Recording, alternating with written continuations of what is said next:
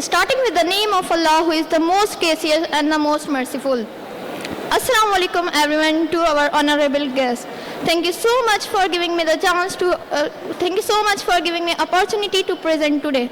I am Heeba Khattak and I want to present today my topic on radiological evaluation in pediatric emergencies. As a student, I have a chance to explore, learn about this, and I am looking forward to discussing with you. Let's get started. Introduction. Pediatric emergencies require a unique approach. Imaging must be fast, accurate, and safe. Pediatric emergencies require a distinct approach. Children must differently than adults, and imaging must be tailored to minimize radiation, maximize speed, and prioritize accuracy.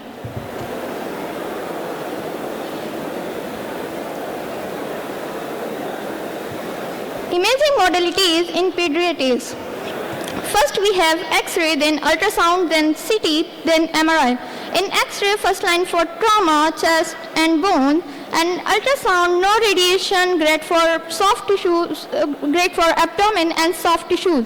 And CT scan, detail fast, but use cautiously. In CT scan, we have radiation risk. And the fourth one is MRI. MRI best for soft tissues, spinal cord, and limited use in acute setting. Let's review the common modalities. X-rays and ultrasound are the backbone in pediatric emergency imaging. CT and MRI have their roles but must be used judiciously.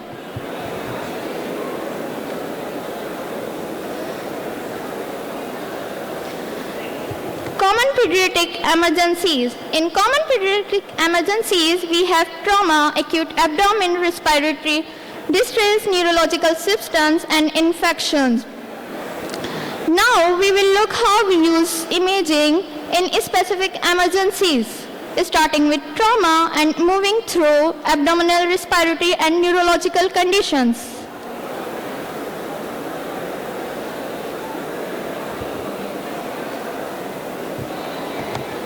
In pediatric trauma, we have X-ray. In X-ray, we have fractures and foreign bodies, and the first focus internal bleeding, and the third one is CT. In CT, we have head trauma if GC is less than 13 or worsening. In trauma, plain X-ray and ultrasound fast scan are essential. CT is used sparingly, mostly for head injuries with altered consciousness.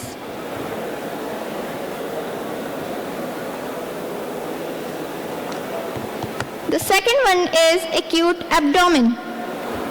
In acute abdomen, first line for appendix, intersuspension, and pyloric stenosis. In X-ray, sign for obstruction or perforation, air fluid level, peritoneum. Seizures with trauma or abdominal neurological signs often require a CT. MRI is still but not always visible acutely. Motion artifacts in brain MRI are distortion and image quality caused by patient movement or cough or snoring, loudly speaking, screaming during scan. Causes appearing as blurring, ghosting, or ringing and can hinder diagnosis by pathology.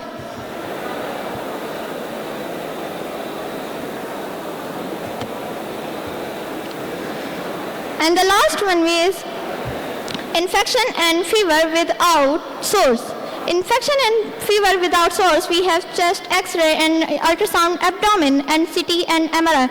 In chest and X-ray abdomen, we have source detection, and CT and MRI, we have abscess, meningitis, and osteomyelitis, if severe or nuclear. For unexplained fever, imaging help locate hidden infection like pneumonia or abscess. MRI is gold standard is CNS or infections.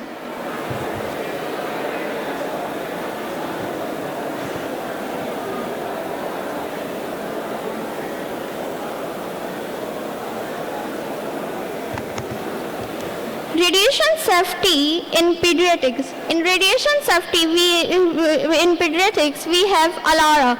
ALARA principle, as low as reasonable achievable, prefer use ultrasound MRI when possible, shielding and dose reduction techniques.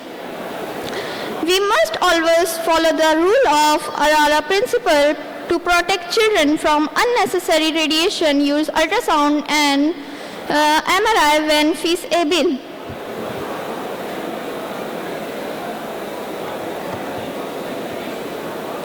And the last is summary. Choose the right modality for the right case, balance speed, safety, and accuracy. And imaging is essential, but clinical judgment is key. To conclude, radiology is central to pediatric emergency care. Selecting the right tool and using it wisely can save lives. Thank you so much for all your attention.